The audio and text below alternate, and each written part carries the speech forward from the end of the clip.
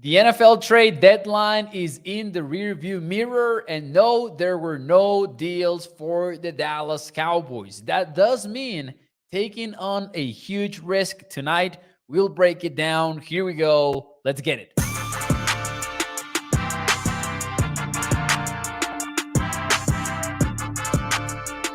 What is up, everyone, and welcome into ADZ Sports Dallas Prime Time. I am your host, Mauricio Rodriguez, streaming with you live every Sunday through Thursday night at 8 p.m. Central here on Dallas On Demand Sports Talk Network with a lot more content coming your way. Make sure that you hit the like button and check out adcsports.com/Dallas. Welcome everyone into this Tuesday night Halloween edition. Hope that you guys are having fun. If you are into Halloween, I hope that you guys are stocked on candy for the tricks and or treats portion of tonight. So I'm excited about the day. Thank you so much for joining the show. Tuesday was the NFL trade deadline for the 2023 NFL season. That means no more trades. If teams wanted somebody, that's my dog barking in the background because probably somebody is on the outside trying for some of those treats that we were talking about just a few seconds ago. That being said, though, the NFL trades are over now. The Cowboys stayed put, which is somewhat unsurprising considering that we were not expecting any move from the Cowboys. Jerry Jones said himself that there were no moves incoming, and he said it several times. And just looking at the Cowboys' overall history at the trade deadline, we didn't expect any move. There was one name that was tied to the Cowboys. We were all skeptical about it. Jalen Johnson, cornerback for the Chicago Bears. He ended up staying put in Chicago. You have to assume that the price tag for him was very high because the Bears were buyers at the deadline. They went ahead and got Montez Sweat off of the hands of the Washington Commanders. So that probably tells you that although they're not trying to contend in 2023, they are willing to stick with their young talent. So I would assume that means that teams that were inquiring about Jalen Johnson, among them the Buffalo Bills, by the way, who got a cornerback at the deadline, Rasul Douglas from the Green Bay Packers, you would assume that, hey, they were asking for a lot in that sense. So the Cowboys were never going to do that, probably. Let's get to the topics here really quickly here, though, for tonight. We're going to talk about the major risk that the Cowboys took on during the trade deadline, or not necessarily during, but let's say at the trade deadline might be the more correct term. Let's say we're gonna recap the NFC trades recap as well. We're gonna have a rundown of the NFC trades and what the most important moves across the NFL mean for the Dallas Cowboys. We'll talk a little bit about Sam Williams tonight.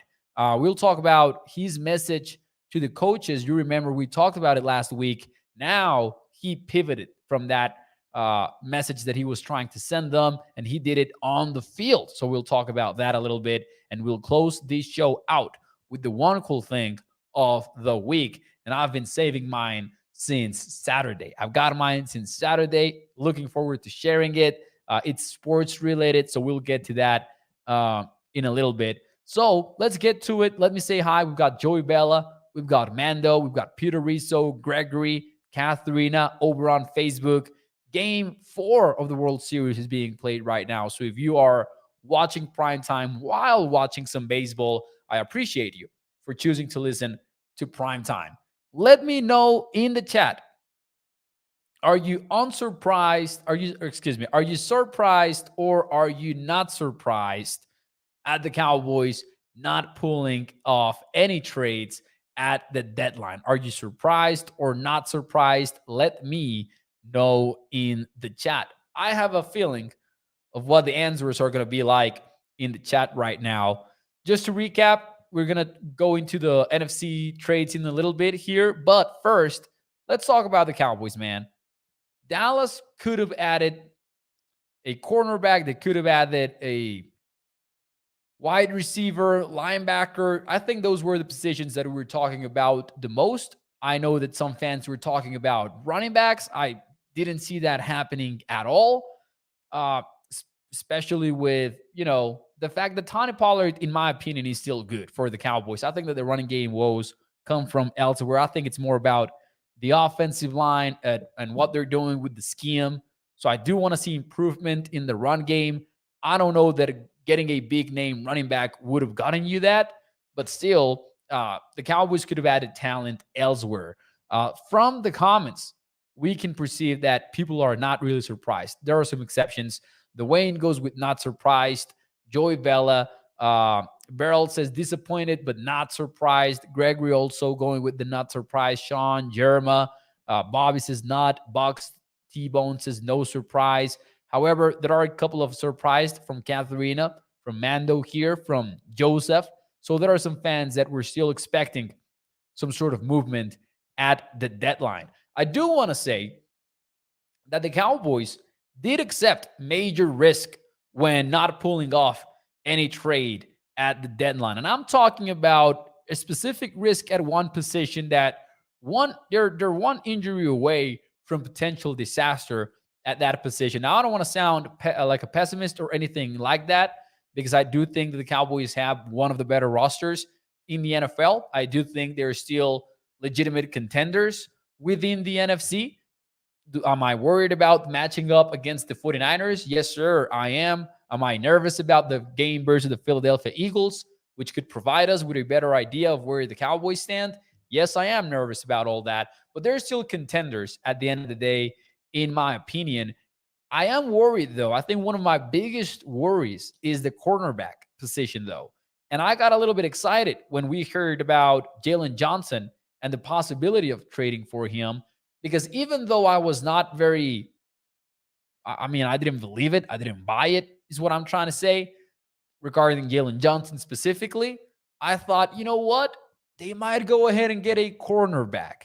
And again, that is my biggest concern right now, because the Cowboys have weathered the Trevon Diggs loss very well so far, in big part thanks to Daron Bland's meteoric rise as a player.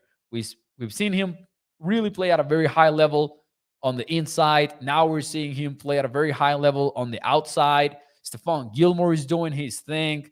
Jordan Lewis, who is a player that I think we don't talk about enough, also doing his thing at nickel. Is he the best player on the defense? No, but he is solid, which at nickel is probably the best you can ask for, unless you have one of the very few elite nickelbacks in the NFL. But this is a league where everyone accepts that you cannot have enough defensive ends. The Cowboys are close to having enough. They have a very deep rotation where they've got Armstrong and Fowler and Sam Williams behind the two starters in Micah Parsons and DeMarcus Lawrence, because even though Micah is listed as a linebacker, essentially a defensive end or edge rusher, if you prefer the term, to stay out of controversies. I think the same can be said about cornerback nowadays in the league. I think that you cannot have enough cornerbacks. And even though they have weathered the Trevon Diggs injury very well, I'm not sure how they would weather another injury, because right now their only depth is made up of unproven players, right? And Sean Wright, we have not seen him really in regular season action. And the little that we have seen has not been necessarily promising. Obviously, you're banking on him improving as he continues his NFL career, but still an unproven player. Then you've got Noah Igbinoghene, who I personally feel like I've seen enough. Like, I don't want to see Noah out there on the field, defensively speaking. And then the other name is Eric Scott Jr., the 6th-round rookie that has yet to be active for any single game. He's been a consistent, healthy scratch, which I'm fine with. I'm not going to act like, that's a disappointment. We knew he was somebody to be developed. We knew if he made the roster, it was likely for fear out of losing him to waivers and not getting him into the practice squad, because the Cowboys probably know about another team that likes Eric Scott Jr., which is the reason why they traded up for him in the 6th round of the draft, but still not a player that you would be comfortable with playing in case of any injury. And I know what some of you might be thinking, which is, well, you can say that about any injury. You can say that about the linebacker position. If the Cowboys suffer an injury additional to the one that Leighton Vander Esch is going through, then we would be super concerned about linebacker. Or say you could say that about Micah. If he goes down, then game over. Or you could say that about Oso Digisuwa, etc. But the thing is, cornerback feels to me like one of those positions where you've got three of them on the field every single snap. And I am nervous about the cornerback position. Obviously, knock on wood, not trying to jinx anybody, but I'm not comfortable with the depth that the Cowboys have right now at cornerback. I'm going to say an additional name to the ones that we have gone over so far, Izzy Mukwamu. He could be a wild card there. But I do think the Cowboys are accepting a major risk at cornerback after not trading for anybody at the trade deadline. And I do think that's one of the best or one of the biggest concerns for the Cowboys moving forward. I'll say that, especially with the Trevon Diggs injury. If Trevon had not gone down, then we should have felt very comfortable with the depth at corner, which is something that we felt in the preseason, right? We were talking about the defensive backfield being one of the deepest groups in Dallas roster wise speaking. So there you go. Had to get that off my chest because it's been bothering me for a while. And I'll say this about the rest of the positions and why I don't see them as a bigger concern than corner. Offensive line, listen, everyone wants to get better at offensive line. Jerry Jones has a lot of wild stuff, a lot of wild stuff. He had a all-time comment when Sam Williams was arrested earlier in the year. There are the Jerryisms that we all laugh about and try to figure out together. But there was one thing that he said recently on after the game versus the LA Rams, and I think he nailed it. He said, every other team is looking for offensive linemen. And that is true. So if a team does not get better at offensive line, I'm not going to hold it against them. Shout out to the Jacksonville Jaguars, though, who got Ezra Cleveland from the Minnesota Vikings in exchange of a 6th round draft pick. I thought that was a steal for the Jags. But anyways, offensive line, I'm okay with them not trading for somebody. Running back a little bit as well. Like, I wouldn't want the Cowboys to give up top trade compensation for a running back. Linebacker, I get it. It could be a deeper unit, but I still believe if somebody goes down, whether it's Bell or Clark, hypothetically, maybe whoever you bring in doesn't take over Rashaan Evans' place unless it's somebody really good, right? Like Jordan Hicks from the Vikings. So I'm fine with that one as well. And then you get to the wide receivers. It would be nice to get another one, but you have a solid group of starters and a solid number 4 in Jalen Tolbert. So, and Jalen Tolbert is already eating into the snaps of Michael Gallup, by the way, which is worth a conversation later in the week. But all I'm saying, cornerback is the one that I was really concerned about. And I do think the Cowboys not trading for one is a way to accept a lot of risk late in the year, for later in the year. So we'll see how it all goes down. Danny Savage says, need a rebuild offensive for the offensive line in 2024. Would not be surprised at all there because you could get better, especially for the future at left tackle. I mean, Tyron Smith is an all-time great, but you just don't know what the future holds for him as he continues to navigate injuries. Let's see here. Let's see. Ricky, this is a good question from Ricky. I just don't understand the complacency. Why not get more competitive? I was talking about this earlier with somebody, and somebody said to me, man, it's because they don't want to spend big. It's because Jerry does not want to open up his wallet and the Joneses and the front office, etc. To a point, I will agree to that. But I also think it's not necessarily just being cheap. I actually kind of don't buy that. I think mostly it's them being very stubborn with their way to build a team, with their approach to building a team, which is draft picks, and more draft picks, right? They want to take care of their draft capital. And they have built some competitive teams with those, right? They have been one of the better drafting teams in the NFL. I think that when you compare it to the rest of the league, they are pretty good in that area. They're not all hits, but you look at the other 31 NFL teams, and it's the same for everybody. But I do think some of the best teams that we've seen in the NFL as of late, aside from being good drafters, they are willing to pull off one trade or two trades and to get better and better and better. And we'll talk about that in just a moment, looking at the rest of the NFC. But I think that more than being cheap, Ricky, to answer your question, I think it's they really believe in their way to build a football team. And it doesn't mean that they're right, but I think it's more that than anything else. That would be my answer to that question. That being said, though, and I don't want to defend them or anything like that, because I also do not love the way that they approached this trade deadline. As used as we are to it, one thing that I'll say is this year they were a little bit more aggressive in the trade market. Gilmore is in Dallas because of a trade.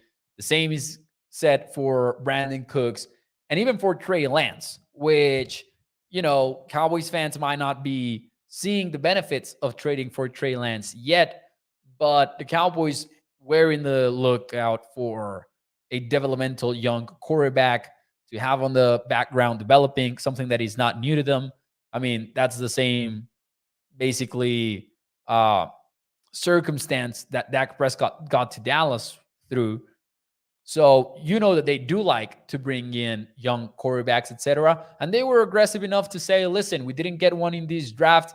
We don't think we'll get that one in next year's draft. So let's go ahead and get Trey Lance. I think that's really what was behind Trey Lance's trade, and not anything like negotiating leverage against Dak or anything like that, which was the conversation back when he was traded for. But they were a little bit more aggressive this year. I would have liked to see another push on this year's trade deadline, but we did not see it.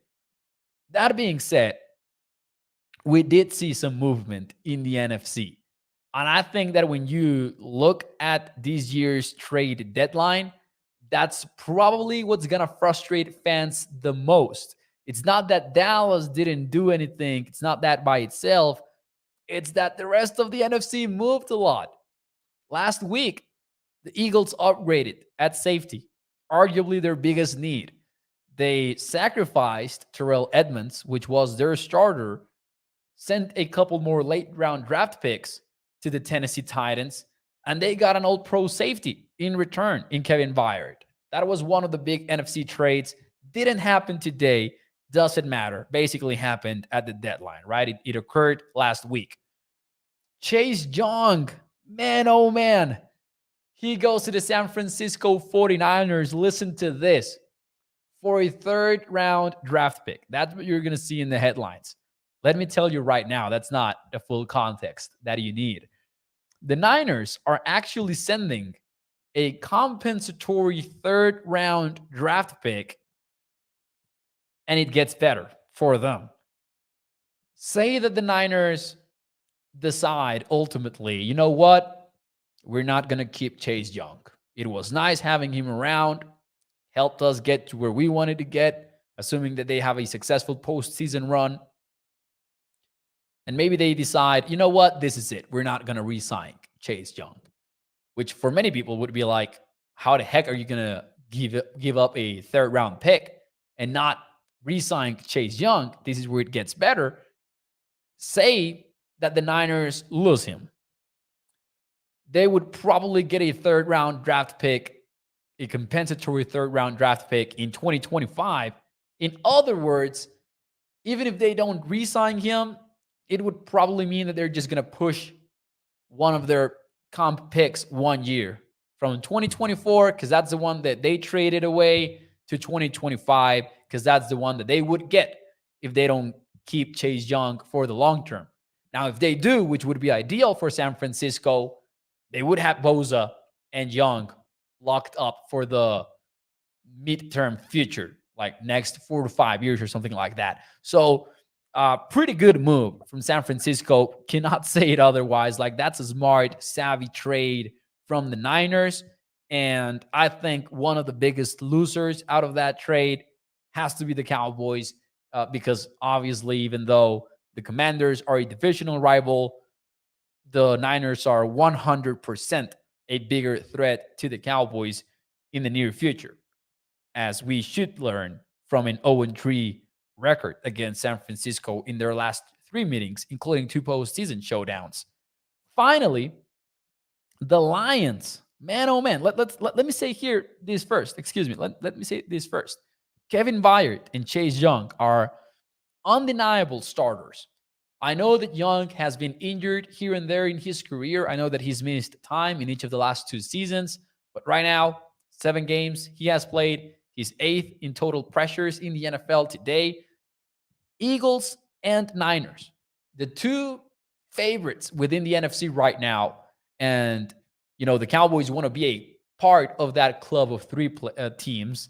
And maybe you could argue that they are after San Francisco has lost 3 straight. They got quality starters, like all-pro caliber starters in these 2 trades. But they were not the only NFC teams to be active, which is perhaps one of the most frustrating aspects of this trade deadline for Cowboys fans. Detroit went ahead and got Donovan People-Jones. Let me say how much he cost. 6th-round draft pick, 2025. A freebie, if you will, for Donovan Peoples-Jones.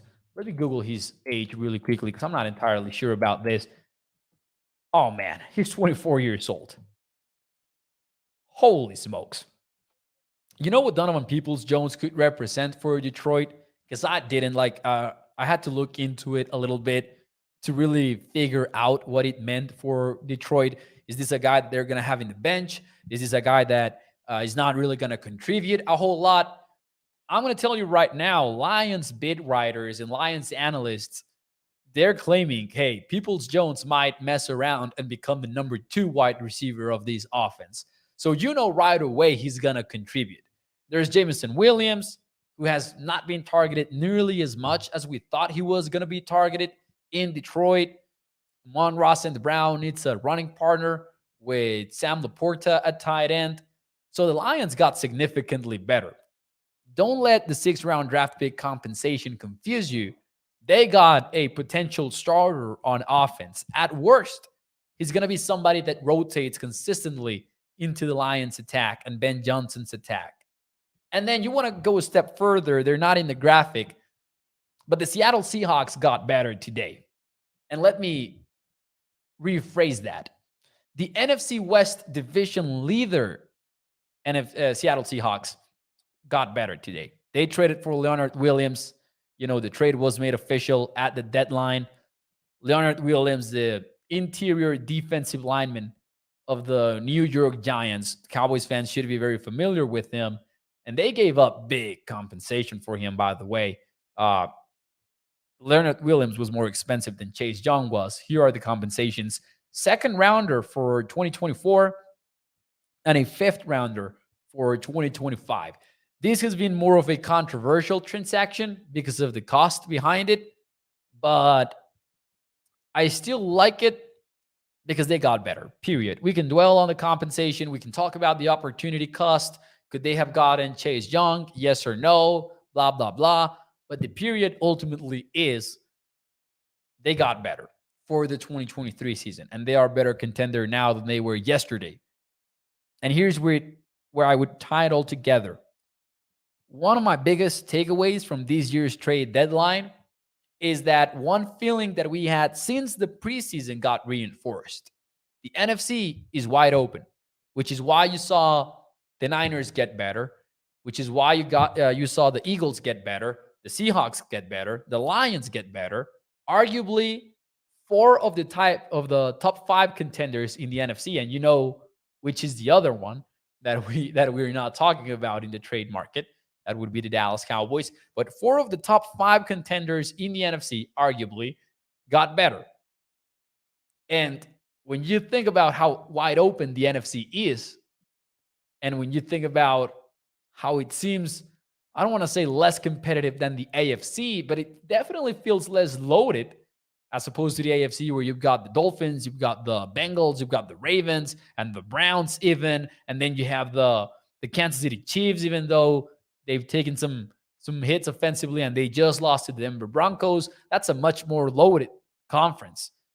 And the NFC teams seem to know it because they're loading up, because they all believe that they're one move away from really looking like that NFC favorite or that NFC contender. And the Cowboys didn't do anything. And I think that's what frustrates me on this year's deadline. It's that everyone in the NFC did get better. Anyone who's anyone in the NFC did get better, and the Cowboys did not. Again, I'm going to say I'm not surprised, but that's how I feel after the trade deadline, ladies and gentlemen. Let's see some of your comments, though, right now in the chat. I know that I took off on that rant there a little bit, so let me calm down and read some of the comments right now. Thank you so much, by the way, for being here tonight on Halloween night. Man, the Rangers are just blasting the Diamondbacks right now. 10-0, bottom of the fourth inning. Math has caught up. Math has caught up to the World Series, and the Diamondbacks seem to be out of magic right now. I don't want to jinx the Rangers, but it does feel like that right now.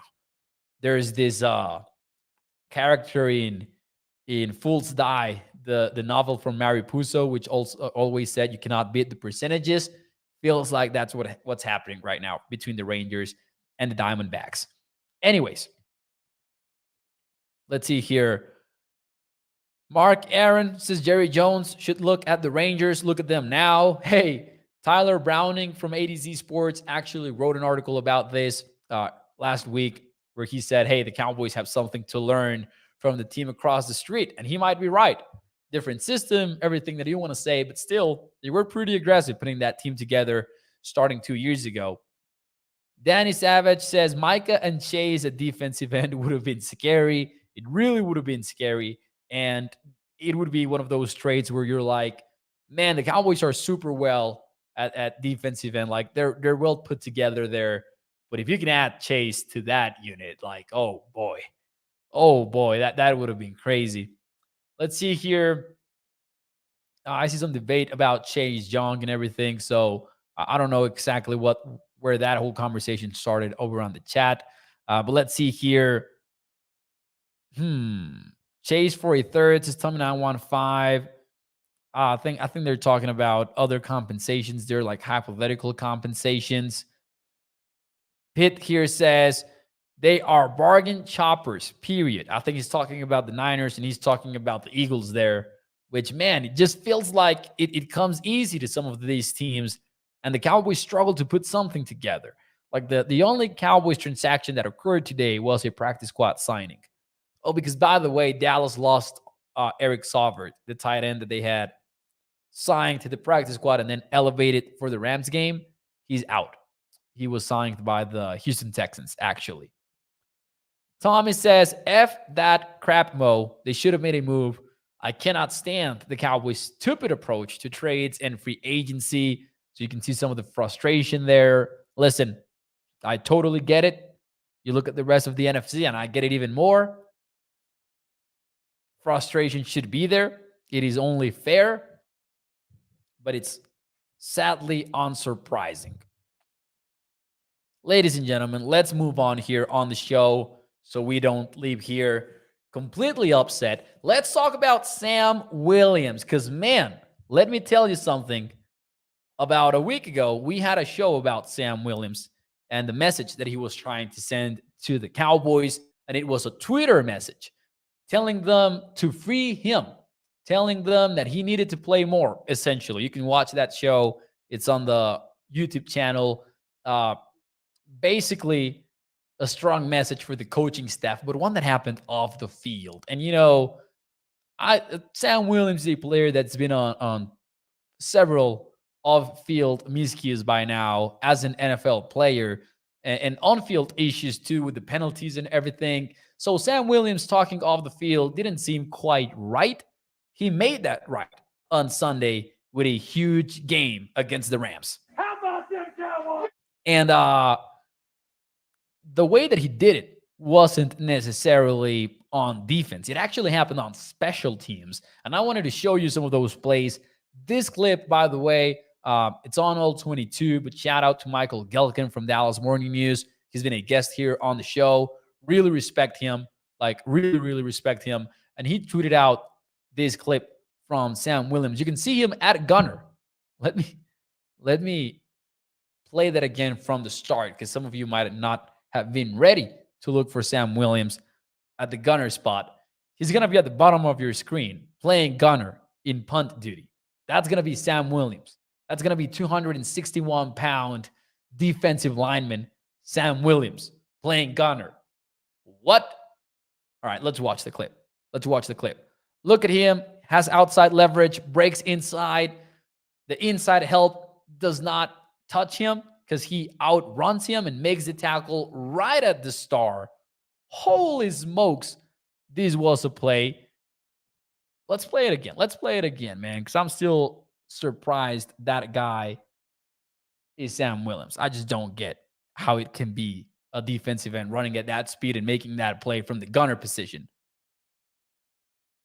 That's not it, though. He went right back to it. And this time, he had to move ready to get off of coverage. He has that quick swat. And then you see him block the punt. That's probably the replay that he had already caught time and time again, because he blocked the punt for a safety. That's the kind of message that you want Sam Williams to send. You don't want him on Twitter/X tweeting a picture of a caged dog saying, "Free me." That's not what you want from Sam Williams. That's the kind of stuff that if CeeDee Lamb tweets out, that would have been fair, because CeeDee has proven himself time and time again. Sam Williams is not. So for him to put together this special teams performance, that's the kind of stuff that, in my opinion, the coaching staff is going to see in the film room, and they're going to be like, okay, he's zeroed in. He should play more on defense too. And he actually played on defense 14 snaps versus the Rams and got 2 pressures and some impressive plays, by the way. So big game for Sam Williams, who is trying to get more playing time. Absolutely love to see it. I did not expect to see a defensive end playing the gunner position and looking so good at it. According to Next Gen Stats, he clocked in an over 19 miles per hour. Beat that, Michael Scott. Some of you might know that reference. Some of you might not. I'm obsessed with it. So there you go. Sam Williams making some noise in Dallas versus the Rams. Looking forward to seeing if that impacts his snap counts or not. Let's see some of your questions or some of your comments here. Excuse me. Mark Aaron says he wanted more playing time, so they put him on special teams, and he got it. Like, as a gunner, hey, listen, we're gonna have you do whatever you can do, and let's see what you make of it. And he did make something out of it. Mark says he's that fast, then make him a big middle linebacker. I know some people have wanted to turn Sam Williams into a linebacker. I'm good with him as a defensive end. Like, listen, I know that the consistency has been an issue and the off-the-field issues have been an issue, but what we saw from him as a defensive end as a rookie was super surprising. And not surprising. Let's call it impressive as heck. Like, he had insane production for only 25% of the snaps, which was his situation last year. So I want to see more of Sam on the defensive line. I don't want to see him at linebacker. I want to see more of him at defensive end. And the thing is, it's not only about the discipline and stuff. Like, Armstrong and Fowler are really that good. And when you see those NASCAR packages that the Cowboys put together, like, Fowler and Armstrong have proven themselves. So it also makes sense to keep them on the field. It's not like the Cowboys are seeing bad play at defensive end as a result of not playing Sam Williams, which I think also hurts his ability to get on the field. You know, the Cowboys are too good at defensive end that it becomes an issue on who you play and who you don't play. All right, ladies and gentlemen, before we get out of here, it is time for our one cool thing of the week. For those of you who are new to the show, this is our feel-good segment every Tuesday night where we share something personal, professional, sports-related, non-sports-related, whatever you want it to be. You can drop it on the chat. What is your one cool thing of the week? Looking forward to reading yours on Halloween, so that we might get some Halloween comments tonight. Let me know what's your one cool thing of the week. I'll tell you mine right away. I'll tell you one right away. I'm a boxing fan and I'm an MMA fight fan. Watching Francis Ngannou face Tyson Fury on a heavyweight boxing match, and not only seeing Francis Ngannou knock down Tyson Fury, but actually be able to box, like to perform the sweet science of boxing in the ring and go 10 rounds versus Tyson Fury, and us holding our breath as the scorecards were being read. That is one of the wildest sports experience that I have ever had in my life. And it might sound exaggerated, but this wasn't a Division 3 team beating an FBS opponent. This wasn't, an upset win from the Cowboys when we least expected it. This was something very hard to describe for people that are not into combat sports. Francis Ngannou switching from MMA to boxing and facing arguably the greatest of all time. And man, I just don't have the words, the proper words to describe it. If you're into combat sports, you know exactly what I mean. But that's my one cool thing of the week. It's one of those, I was talking about this to my girlfriend, and I said, you know what? I know that I always tell you about these college football upsets and about these crazy moments in sports that I love, but this one is the most one of the most unbelievable that I've ever seen, in the sense that I literally could not believe that Francis Ngannou was doing the damn thing against Tyson Fury. So that's my one cool thing of the week. Let's see some of yours. Mark Aaron says the Texas Rangers 10-1 right now with the top of the fifth inning. Amazing work from the Rangers. And Adolis Garcia is out for the World Series apparently, but he still did enough. Corey Seager is likely winning the World Series MVP award. It's been impressive for the Rangers, and I'm kind of glad they're looking or trending. We don't want to jinx anybody, but they're certainly trending towards winning it all. And it would be amazing to see them win it all. I know that the Diamondbacks have a great story, but I would much rather see the best team win. And I do think the Rangers are the best team right there. Katharina, one cool thing is that we're going to kick the brakes off the Eagles this Sunday. Die, Eagles, die. We're all getting aggressive for Eagles week. I love it. Tomorrow night, we'll talk about the Eagles. We'll talk about Dan Quinn talking about the Eagles. It's going to be fun. Ronnie says, I have a 15-year-old grandson coming up that will be a heck of a ball player. He's already benching 305 and is 6'2". Ronnie's grandson sounds like a unit. Love it. Gilbert says the Bushland Falcons and my grandson Magic Man will be playing by district next Friday. So proud of them. Let's go. Let's go. Love to see all of those sports-related one cool things. Ladies and gentlemen, that will be it for me tonight on Prime Time. Thank you so much for tuning in. Mark Aaron says, let's sign the grandson. Hey, let's sign the two of those grandsons. Let's sign Ronnie's grandson, and let's get Magic Man, and let's go ahead and make them football players instead of ball players. We need some football players. The Rangers are going to be fine. The Cowboys might not be fine.